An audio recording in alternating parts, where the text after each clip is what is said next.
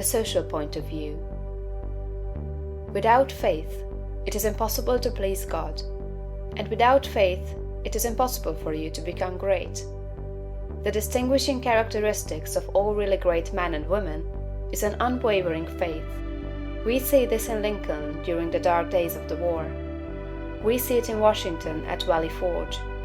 We see it in Livingstone, the crippled missionary, threading the mazes of the dark continent, his soul aflame with the determination to let in the light upon the accursed slave trade which his soul abhorred. We see it in Luther and in Francis Willard, in every man and woman who has attained a place on the muster roll of the great ones of the world.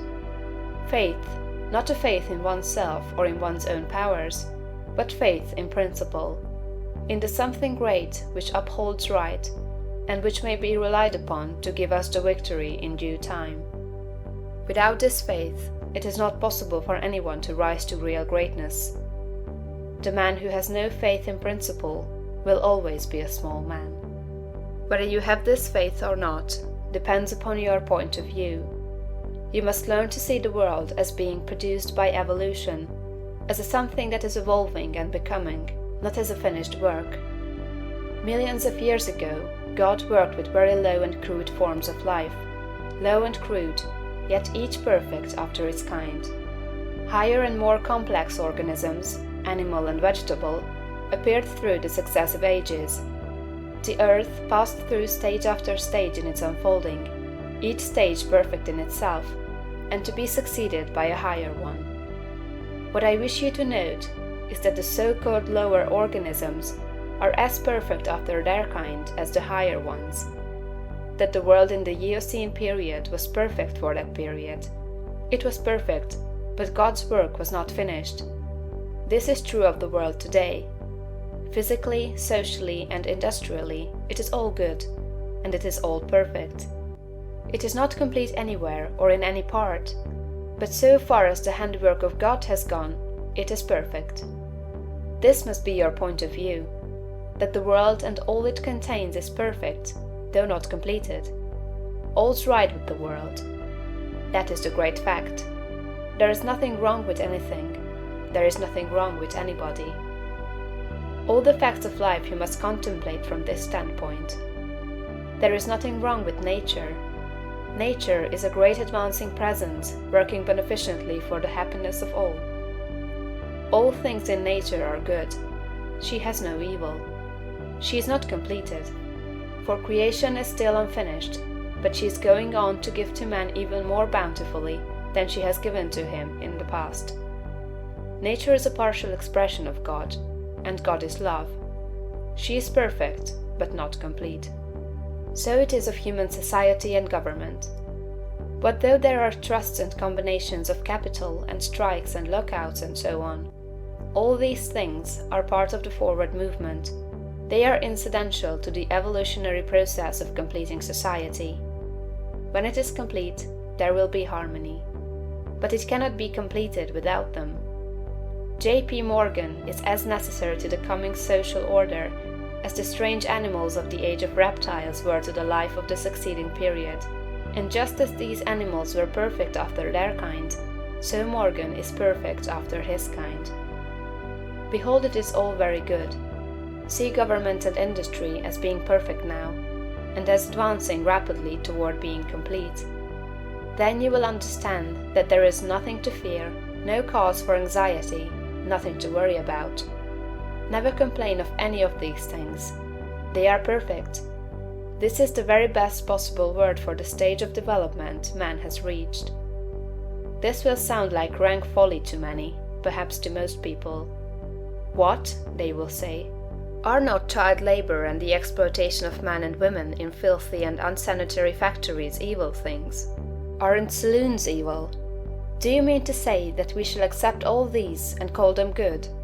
Child labor and similar things are no more evil than the way of living and the habits and practices of the cave dweller were evil.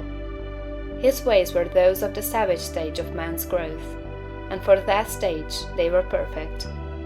Our industrial practices are those of the savage stage of industrial development, and they are also perfect. Nothing better is possible until we cease to be mental savages in industry and business, and become men and women. This can only come about by the rise of the whole race to a higher viewpoint. And this can only come about by the rise of such individuals here and there as are ready for the higher viewpoint. The cure for all this inharmoniousness lies not with the masters or employers, but with the workers themselves. Whenever they reach a higher viewpoint, whenever they shall desire to do so, they can establish complete brotherhood and harmony in industry. They have the numbers and the power. They are getting now what they desire. Whenever they desire more in the way of a higher, purer, more harmonious life, they will receive more. True, they want more now, but they only want more of the things that make for animal enjoyment, and so industry remains in the savage, brutal, animal stage. When the workers begin to rise to the mental plane of living, and ask for more of the things that make for the life of the mind and soul, industry will at once be raised above the plane of savagery and brutality. But it is perfect now upon its plane. Behold, in fact it is all very good. So it is true of saloons and dens of vice. If the majority of the people desire these things, it is right and necessary that they should have them. When the majority desires a world without such discords, they will create such a world. So long as men and women are on the plane of bestial thought, so long the social order will be in part disorder, and will show bestial manifestations. The people make society what it is, and as the people rise above the bestial thought, society will rise above the beastly in its manifestations. But a society which thinks in a bestial way must have saloons and dives. It is perfect after its kind, as the world was in the Eocene period, and very good. All this does not prevent you from working for better things. You can work to complete an unfinished society, instead of to renovate a decaying one. And you can work with a better heart and a more hopeful spirit.